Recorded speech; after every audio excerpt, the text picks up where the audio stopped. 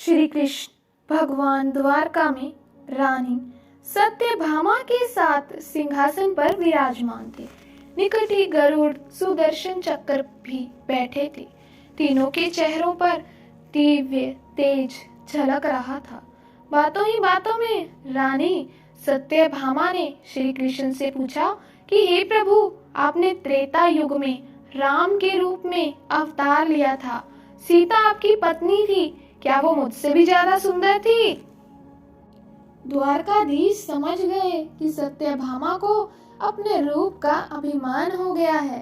तभी गरुड़ ने कहा कि भगवान, क्या दुनिया में मुझसे भी ज्यादा तेज गति से कोई उड़ सकता है? इधर सुदर्शन चक्र से भी रहा नहीं गया और वे भी कह उठे, हे भगवान, मैंने बड़े बड़े युद्धों में आपको विजयश्री दिलवाई है, क्या संसार में मुझसे भी कोई शक्तिशाली है? भगवान मन ही मन मुस्कुरा रहे थे।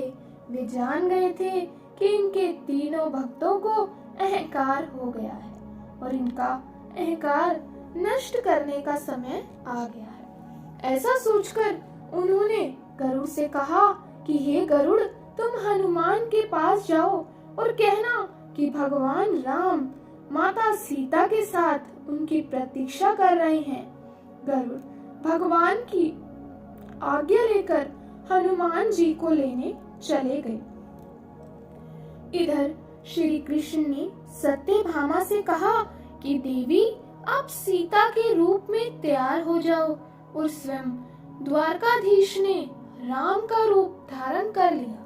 मधुसूदन ने सुदर्शन चक्र को आज्ञा देते हुए कहा कि तुम महल के प्रवेश द्वार पर पहरा दो और ध्यान रहे कि मेरी आज्ञा के बिना महल में कोई प्रवेश ना करे। भगवान की आज्ञा पाकर चक्र महल के प्रवेश द्वार पर तैनात हो गए।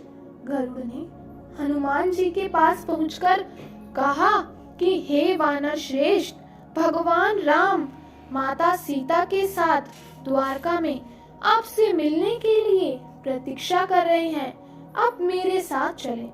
मैं आपको अपनी पीठ पर बैठाकर शीघ्र ही वहां ले जाऊंगा। हनुमान जी ने विनय पूर्वक गरुड़ से कहा, आप चलिए, मैं आता हूँ। गरुड़ ने सोचा, पता नहीं यह बूढ़ा वानर कब पहुँचेगा। खैर, मैं भगवान के पास चलता हूँ। यह सोचकर गरुड़ शीघ्रता से द्वारका की ओर उड़े। पर ये क्या, महल में पहुंचकर वो देखते हैं कि हनुमान तो उनसे पहले ही महल में प्रभु के सामने बैठे हैं। गरुड़ का सिर लज्जा से झुक गया। तभी श्री राम ने हनुमान जी से कहा कि पवन पुत्र, तुम बिना आज्ञा के महल में कैसे प्रवेश कर गए? क्या तुम्हें किसी ने प्रवेश द्वार पर नहीं रोका? हनुमान जी ने तब हाथ जोड़ते हुए सिर झुकाकर अपने मुंह से सुदर्शन चक्र निकाला, प्रभु के सामने रख दिया और कहा कि हे प्रभु, आपसे मिलने के लिए मुझे इस चक्र ने रोका, इसलिए इसे मुंह में रखकर मैं आपसे मिलने आ गया। मुझे क्षमा कीजिए। भगवान मन ही मन मुस्कुराने लगे। हनुमान ने हाथ जोड़ते हुए श्री राम से प्रश्न किया कि हे प्रभु, आज आपने माता सीता के स्थान पर किस दासी को इतना सम्मान दे दिया कि वह आपके साथ सिंहासन पर विराजमान है? अब रानी सत्यभामा का अहंकार भंग होने की बारी थी। उन्हें सुंदरता का अहंकार था, वो पल भर में चूर हो गया। रानी सत्यभामा, सुदर्शन चक्र, गरुड़ जी, तीनों का गर्व चूर चूर हो गया। वे भगवान की लीला समझ रहे थे। तीनों की आंखों में आंसू बहने लगे और वे भगवान के चरणों में झुक गए। अद्भुत लीला है प्रभु की। अपने भक्तों के अहंकार को अपने ही भक्तों द्वारा दूर किया। बोलिए भगवान राम की जय। बोलिए माता सीता की जय।